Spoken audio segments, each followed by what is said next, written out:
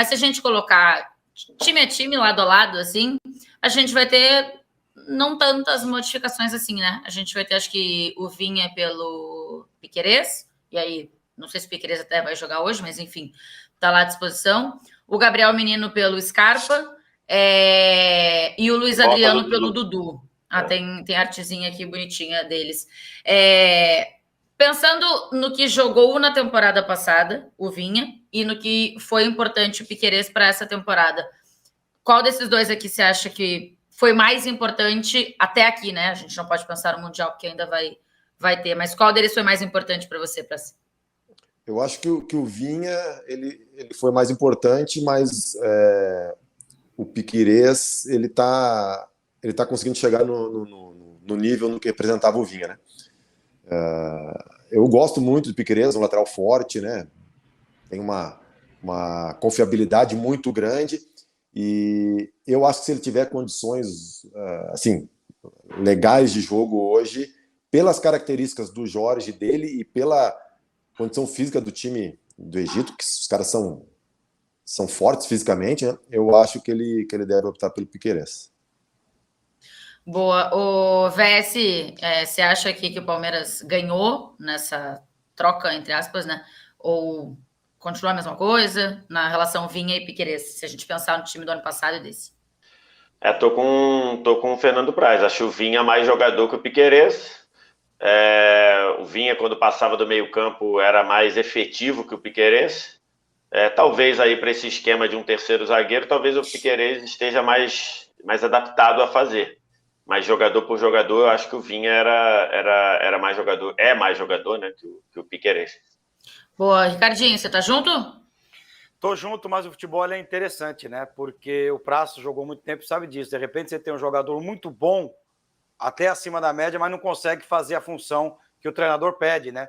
E o Piquerez consegue entregar nessa função de terceiro zagueiro pela esquerda para sair muito mais do que o Vinha poderia entregar. O Vinha era ótimo, principalmente, como disse o Vitor Sérgio, da linha do meio de campo para frente. Atacava para marcar. E o Piquerez não, o Piquerez ajuda ali na marcação, na saída de bola, depende muito do esquema. Se for para jogar com 3 zagueiros, o meu time também joga o Piquerez. Não, o Piquerez. Pequenez é bom. Deixa eu botar aqui frente a frente, então, os outros dois, o Menino e o Scarpa. VS, quero começar te ouvindo. Que aqui era uma temporada de um menino que muita expectativa em cima de um menino, e ele conseguia corresponder, né? E aí o Scarpa, e aí o Ricardinho, acho que citou um ponto importante, pelo menos na minha avaliação da temporada passada do Scarpa, que para mim, ter feito muitos bons jogos, em alguns momentos ter até ido para o banco, ainda assim, ter continuado ali e ter feito, cumprido papéis que pro Abel Ferreira era importante, pro time era importante, né? Inclusive em jogos decisivos. Eu? Você. Ah, tá. Então, acho que o Praz tocou num ponto aqui, que é como o jovem, como o jogador que teve essa decepção, podemos dizer assim, como ele vai reagir. Talvez, dentro do próprio Palmeiras, esteja um cara para o menino conversar, porque o Scarpa, se você pegar a trajetória do Scarpa no Palmeiras, é de muitos altos e baixos, né? É momentos que a gente acha que ele vai ser titular absoluto, aí ele vai para o banco, é momentos que ele está bem e sai, é momentos que ele está mal e joga.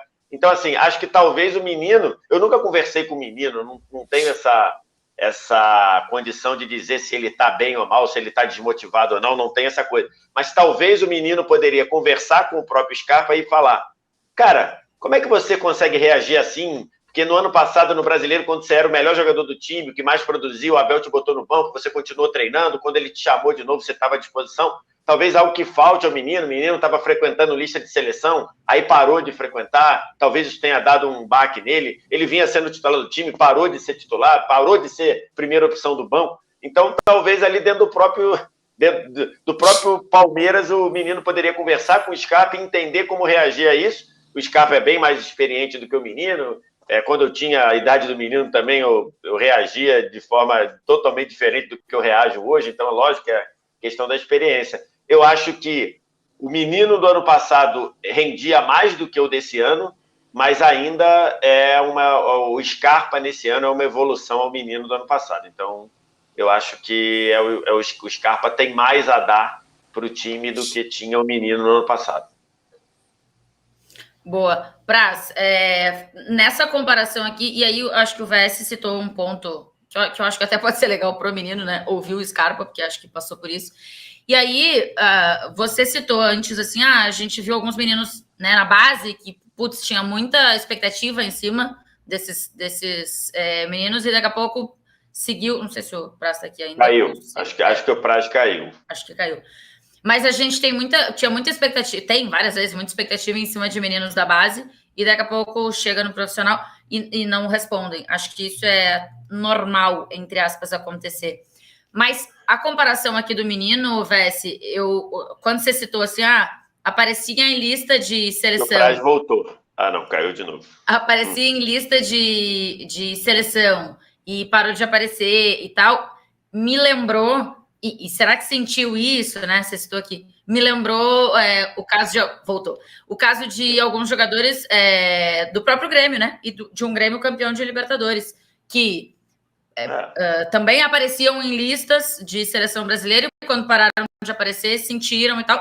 E não parece conseguir dar resposta, né? Acho que o Luan é o grande nome, de repente, disso. Mas o Arthur, enfim... Acho que alguns sentem de fato mesmo. Praz, o menino da temporada passada ou o Scarpa dessa temporada, mesmo que tenha oscilado titular e reserva? O que o Ricardinho falou, acho que depende do contexto, né? Eu acho que no contexto que o Abel monta o time hoje, o Scarpa se encaixa melhor. E em relação ao menino, eu peguei o menino em 2019, quando ele não tinha subido ainda. Eu me lembro que ele fez um treino com a gente muito bom. Eu conversei com ele a respeito da chance que provavelmente ele ia ter no próximo ano, que era para ele aproveitar, para ele não descer mais, que ele não podia ficar subindo e descendo. E é um guri que tem uma cabeça muito boa. Então, eu não acho que seja problema de falta de foco ou qualquer coisa assim. Eu acho que é realmente uma oscilação técnica que ele está passando e que muitas vezes os jovens passam e tendem a demorar um pouquinho mais para sair justamente pela imaturidade, né? De repente, o jogador mais velho ele consegue contornar isso mais rápido. Mas, às vezes, um jogador demora mais para maturar do que o outro. Às vezes, a gente tinha um jogador explodindo com 18 anos, outro com 24, 25. O Veiga chegou em 2017, né? E foi explodir em 2020. Uhum. Então, passou emprestado, ia até ser vendido, né? Ia ser negociado. Então, cada jogador tem seu tempo. Então, às vezes, a gente tenta...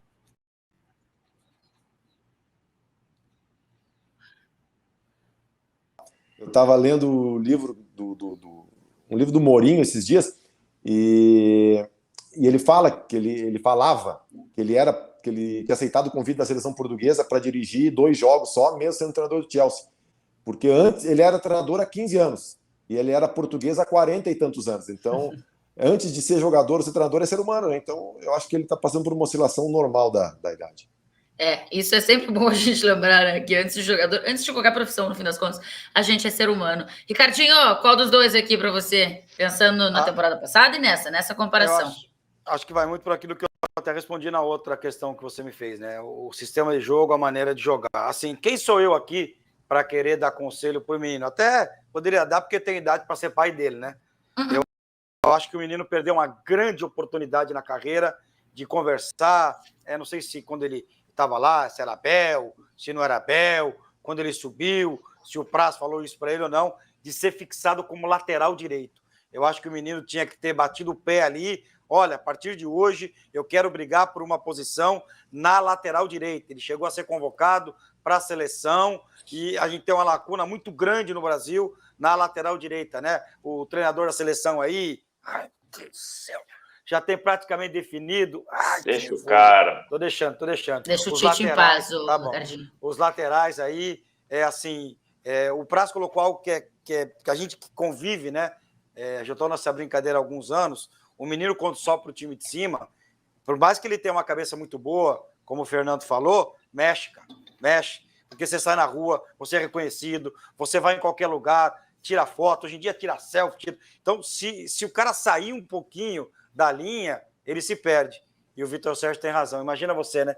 Tu é convocado para a seleção brasileira, você é titular no seu time, de repente, seu mundo desaba. Você tem que ter muita cabeça. Mas o Scarpa hoje, ele é muito importante. Ô, menino!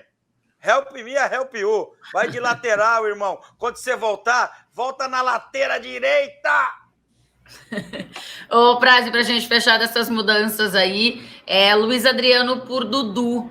Características completamente diferentes, né? E acho que tinha uma expectativa muito grande em cima do Luiz Adriano no Palmeiras, que de repente conseguiu entregar um pouquinho, mas não acho que tudo que se colocou em cima dele de expectativa. E um Dudu que, né? O Dudu que você conhece muito bem, de outra passagem, e agora de volta, conseguindo entregar muito. Você acha que o Luiz Adriano da temporada passada entregou mais do que o Dudu dessa temporada ou não?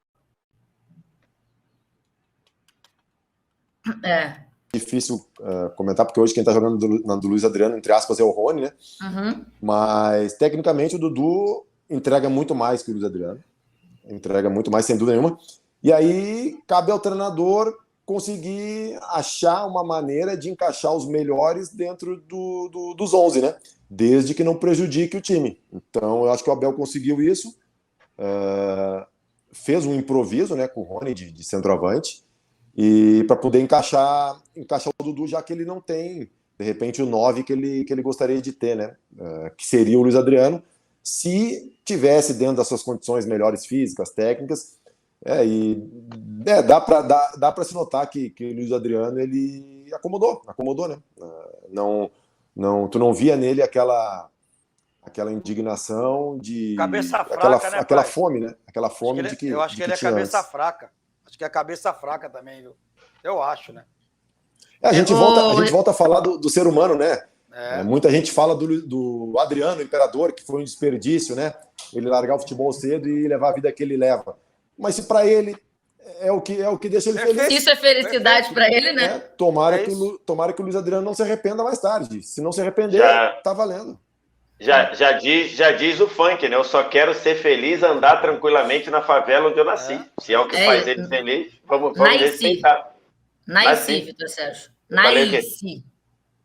Tem um I no funk, ele canta nasci, não é nasci. Tá, entendi. Tá. Ô, Ricardinho. Oi. Ricardinho, Luiz Adriano da temporada passada ou Dudu dessa? Isso aí é um baita no poupa-tempo, né? A gente podia passar no poupa-tempo lá, que é rapidinho, e seguir a vida, né?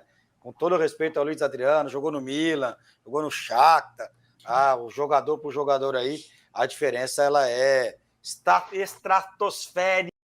Olha que bonito que eu tô falando. Eu não sei se jogador por jogador, Ricardinho. Eu acho que a passagem no Palmeiras por passagem no Palmeiras. Não sei se jogador por jogador, cara. Tá bom, mas o Luiz Adriano é muito bom. Tá bom, é ótimo, mas no meu time vai jogar sempre o Dudu, respeitando, evidentemente, a tua opinião. Porque é o seguinte: tem dois personagens que mudaram a história do Palmeiras dentro de campo. Dois personagens. Esse Palmeiras que a gente vê hoje, bicampeão da América, campeão de Copa do Brasil, ganhou o Brasileiro. Um tá com a gente aqui, para nossa alegria, que é o Fernando Praz, e o outro é o Dudu. Esses caras viveram, o Praz mais ainda, né? Praz viveu o Palmeiras do inferno, e viveu o Palmeiras ganhando tudo. É um símbolo do Palmeiras. Fernando Praz é um ídolo do Palmeiras, e o Dudu também. O Dudu teve que sair aí por outros problemas, né? Voltou ganhando uma Libertadores. Então, são dois jogadores que o Palmeiras, o torcedor do Palmeiras guarda com muito carinho. O Luiz Adriano, além de tudo, foi bem... Eu não vou falar que o cara é burro, porque seria uma indelicadeza da minha parte, né? Pouco inteligente. Faltou inteligência para ele quando o cara compra uma briga com o torcedor do Palmeiras, meu irmão, dentro do Allianz Parque. Isso aí é, no mínimo, falta de inteligência. Não chegou a ser uma passagem legal, me parece, do Luiz Adriano com a camisa do Palmeiras, mesmo que tenha conseguido vencer. VS, são funções diferentes, mas acho que é inegável que o Dudu conseguiu agregar algo que o Luiz Adriano, até em expectativa e realidade, não conseguiu, né? Então, o exercício aqui nosso, que a produção propôs pra gente, é ver se é um ganho ou uma perda, né? Então, acho que não tem nenhuma dúvida que é um ganho ter o Dudu em detrimento ao Luiz Adriano. A gente vai, embora se a gente voltar a fevereiro de 2021, quando foi o Mundial passado, a situação do Luiz Adriano não era tão desgastada quanto estava mais recentemente. Né? Vai lembrar, o Luiz Adriano tinha feito um grande jogo contra o River no Monumental de Nunes, por exemplo. Mas não era tão desgastada, mas se atendo, porque o Praz já falou do aspecto humano, o Ricardinho do aspecto da decisão pouco inteligente de ver que o clima não era bom e ainda partir para o confronto com o torcedor, que mesmo que o jogador tenha razão, ele só tem a perder quando ele parte para um confronto com o torcedor, né? Porque tudo joga contra ele. Né? Então, objetivamente dentro do campo, o Dudu traz mais coisas do que o Luiz Adriano trouxe no ano passado e muito, muito, muito, muito mais do que traria agora. Então, é Dudu.